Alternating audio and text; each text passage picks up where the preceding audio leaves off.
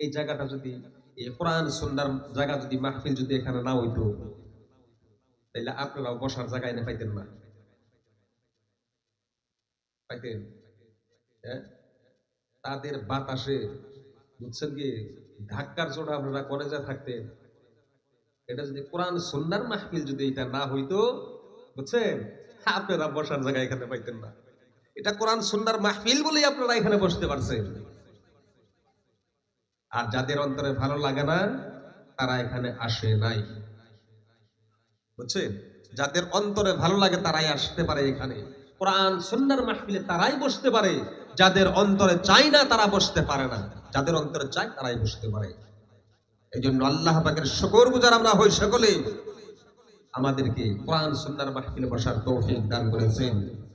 আল্লাহ পাকের শুকরিয়া আদায় করি, সকলে বলি আলহামদুলিল্লাহ, আলহামদুলিল্লাহি রাব্বিল আলামিন। আমার মুরব্বিগণ, এই যে যে আমরা আসি না, আমার আপনার মনে চায় কোরআন সুন্নাহর মাহফিলে বসি, অপর ভাইয়ের চায় গানের মাহফিলে চলে যাই। দুইটা দল হইল না এখানে? দুইটা দল হইল না? দুইটা দল হইল। এক ভাই চায় কোরআন সুন্নাহর মাহফিল, আর এক ভাই চায় গানের মাহফিল। কিন্তু দুইটা মাহফিল, একটা হচ্ছে নবীজি সাল্লাল্লাহু আলাইহি ওয়াসাল্লাম ফরমান, জান্নাতি বাগান, জান্নাতি মহল, জান্নাতি একটি টুকরা। আর একটি বলছে কি, আপনার জাহান্নামে যাওয়ার জন্য একটি বাহন। এই দুটো অংশ, আপনি কোনটার মধ্যে সওয়ারি হবেন? যদি আপনি জান্নাতি বাহনে সওয়ারি হন, অনায়াসে আপনি জান্নাতে যেতে পারবেন। যদি আপনি জাহান্নামী বাহনে সওয়ারি হন, আপনি অনায়াসে আল্লাহর জাহান্নামে চলে যাবেন। দিমাগটুকু শুধু আপনার, আপনি লাগান। দিমাগটুকু শুধু আপনি লাগান। এখন আমার দিমাগেও চিন্তা চর্চা করে যে না, এই কাম তো এটা করা যাবে না, এই কাজটা করলে তা শুধু অরিজিনালি খারাপ কাজ, আমার করা যাবে না। তবুও আমরা কেন করি? তবুও আমরা কেন করি? খারাপ কাজ করছে, ভাই তুমি এই খারাপ কাজটা করলা, কি জন্য করলা? যে আমিও জানি এটা খারাপ কাজ, কিন্তু তবুও জানি আমি কেন কইরা ফেললাম। এরকম হয় না? আমার বন্ধুগণ, আমার ভাইয়েরা, নবীজি সাল্লাল্লাহু আলাইহি ওয়াসাল্লাম ফরমান,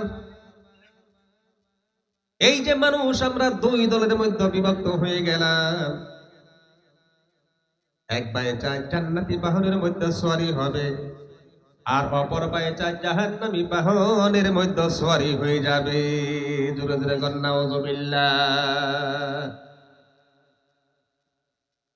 আমার বন্ধুগণ, আমার ভাইয়েরা, দুনিয়ার জমিনে মানুষ যখন দুই দলে বিভক্ত হয়ে যায়, এই দুই দলে বিভক্ত হওয়ারও কারণ রয়েছে রে বন্ধু। নবীজি সাল্লাল্লাহু আলাইহি ওয়াসাল্লাম আজ থেকে নিয়ে ১৩,০০০ বছর পূর্বে ভবিষ্যৎবাণী করে গেছে। আমার মুরব্বিগণ, আমি বয়ান করতে আমার কোনো মওজু লাগে না, মওজুর কোনো প্রয়োজন হয় না। তার কারণ পরিবেশের উপরে বসে যখন পরিবেশের উপরে কিছু আলোচনা করতে হয়, বাস্তবতার সঙ্গে মিল রেখে আমি কিছু আলোচনা করি। আর এখন আপনাদের সম্মুখে আমি বসেছি, অল্প সময় আপনাদের সম্মুখে আমি বয়ান রাখবো। আল্লাহ পাক যদি আমাকে তৌফিক দেয় বলার জন্য, আমি তবেই তো বলতে পারবো। আমার বন্ধুগণ, আমার ভাইয়েরা, নবীজি সাল্লাল্লাহু আলাইহি ওয়াসাল্লাম আজ থেকে নিয়ে ১৩,০০০ বছর পূর্বে বলেছেন, আমার বন্ধু, যে মানব দেহের ভিতরে এক টুকরো মাংস রয়েছে, ওই মাংসপিণ্ড যতদিন সহিহ ও সালিম থাকবে, তরতাজা থাকবে, ততদিন পর্যন্ত ওই মানুষটার দেহটা সদা সর্বদাই ভালো কর্মের মধ্যে অন্তর্ভুক্ত হয়ে যাবে। জোরে জোরে কন্যা সুবহানাল্লাহ। আমার বন্ধুগণ, আমার ভাইয়েরা, বিশ্বনবী, আখিরি নবী জনাব মুহাম্মদুর রাসূলুল্লাহ সাল্লাল্লাহু আলাইহি ওয়াসাল্লাম ফরমান, ইন্না ফিল জাসাদি লামুদগা, ইন্না ফিল জাসাদি মুদগা, ইযা সালুহাত সালুহাল জাসাদু কুল্লুহু, ওয়া ইযা ফাসাদাত ফাসাদাল জাসাদু কুল্লুহু, আলা ওয়া হিয়াল কলব, আও কামা ক্বালা আলাইহিস সালাতু ওয়াস সালাম। আমার বাবাজিরা, নবীজি সাল্লাল্লাহু আলাইহি ওয়াসাল্লাম ফরমান, এই যে তফাৎটুকু আপনাদেরকে আমি দেখাইতেছি গো মুরব্বীরা, যে ওই সকল মানুষেরা, প্রত্যেক মানুষের অন্তরের মধ্যে, প্রত্যেক মানুষের দেহের মধ্যে এক টুকরো মাংস রয়েছে, যে ওই মাংসপিণ্ড যতদিন পর্যন্ত সহিহ ও সালিম থাকবে, ততদিন পর্যন্ত ওই মানুষটা ওই দেহটা দিয়ে সদা সর্বদাই ভালো ভালো কর্মগুলি করতে থাকবে। সুবহানাল্লাহ।